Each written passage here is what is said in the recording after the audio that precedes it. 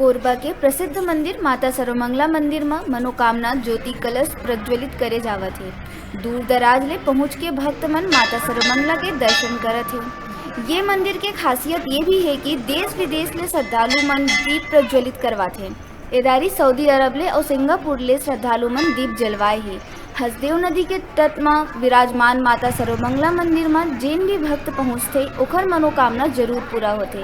राजपुरोहित मयंक पांडे हर जानकारी देवत बताइस कि ये माता के महिमा अपरंपार है। माता के दरबार में जो भी मत्था टेकते ओकर मनोकामना पूरा होते। का सेकंड दिन है। तेल जो है वो 600-700 और घी जो है वो 750 इस बार प्रज्वलित हुए हैं।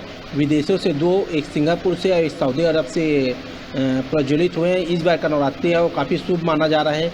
120 वर्षों के बाद ये शुभ सहयोग बन रहा है। इस बार जो नवरात्रि जो है 9 देवियों का दिन होता है और इस बार नवरात्रि जो पूरे 9 दिन का है। इस बार जो माता रानी है वो नौका पे सवार होकर आई है, जिससे कि लोगों में धन और संपत्तियों में और सुख में काफ़ी वृद्धि होगा।